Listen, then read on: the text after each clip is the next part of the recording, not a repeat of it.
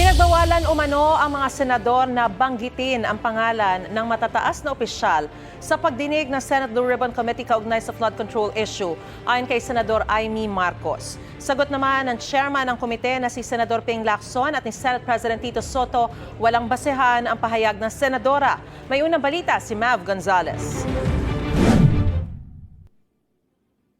Ilang senador at kongresista umano ang makakasuhan kaugnay ng maaanomalyang flood control project sa January 15, ayon sa nabalitaan ni Senador Amy Marcos. Ang balita, January 15, ang charges against certain senators will be filed. I understand they have already drafted against Senator Jinggoy, Senator Joel, and former Senator Bong Revilla. Pagkatapos ang balita ko, meron na rin daw against Congressman Garjola, Congressman Yap, and his brother, Congressman Yap as well. Pero alam ko na pinagmamalaki na kompleto na daw yung ebidensya at pwede na daw i-file. Kinukuhanan namin ng pahayag ang mga nabanggit na mambabatas. Sa nasagap ni Senator Amy, wala pang direktang ebidensya pero inihahanda na rin umano ang kaso laban sa ibang senador. Tanong niya, bakit Senado ang napuntirya? Sinasabi din, wala raw sa ngayon direct evidence linking Senator Cheese, former Senator Nancy, former Senator Grace, and Senator Mark Villar.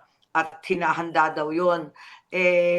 Bakit naman ganito lahat ng senador? Akala ko yung flood control ang pinagmulan doon sa Kongreso at sa Speaker's Office, sa small BICAM. Bakit nauwi sa Senado? Parang sobrang diversion na to. Balita rin daw ng senadora, bubuwagin na ang ICI o Independent Commission for Infrastructure sa February 1. Ang balita ko, February 1 ang pinapakong date na i-disband na raw yung ICI. Ayun. Wala nang ICI. Kung sa bagay, nag-resign na lahat ng member pero wala pong maliwanag. Lumampas na yung due date na December 15. Sa isa namang pahayag, sinabi ni ICI Executive Director Brian Hosaka na wala silang natatanggap na impormasyon o masabi tungkol dito mula sa Malacanang. Dismayado rin si Senador Marcos dahil pinagbabawalan na umano silang mag-ungkat ng mga nasa mataas na posisyon sa mga pagdinig ng Senate Blue Ribbon Committee. Ang alam daw niya, bawal na sabihin mula kay dating House Speaker Martin Romualdez pataas. Mula nung tinanggal si Senator Marcoleta, pinipigil naman kami talaga na wag aakyat hanggang sa mabababang posisyon lamang ng DPWH, hanggang sa mga kontratistang pinag-utusan. Mga big time, ayaw banggitin, pinagbabawalan kami. Tapos na yung 1 minute mo, yung 10 minutes mo. Puros ganon. Kaya sa totoo lang, surrender na ako. Wala na talagang mangyayari rito. Moro-moro na lang to.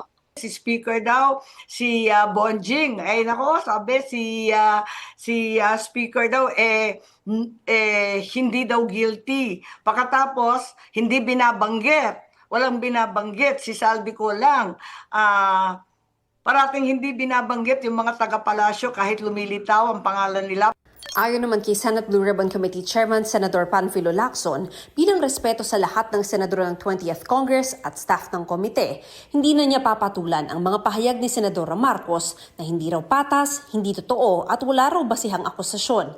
Sabi rin ni Senate President Tito Soto, imposible ito at walang nagbabawal ng kahit ano sa kahit sino.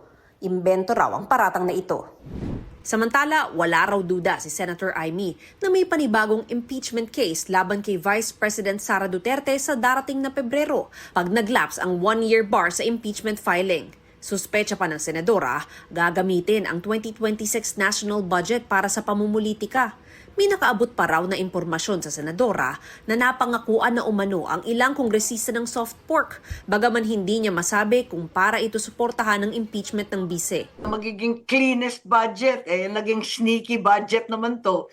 Bakit ganon? So, bakit ginigiling ang pork kundi para pagulungin ang impeachment? I believe that the suspicion necessarily will arise, malicious and unproven perhaps, that all these monies are being set aside for a sinister and political purpose. Kung impeachment ba yon, yung BARM election ba yon, o yung barangay election, parang politika ang pinag-iipunan. Hinihinga namin ng reaksyon ng Malacanang sa mga sinabi ng senadora. Ito ang unang balita. Mav Gonzalez para sa GMA Integrated News.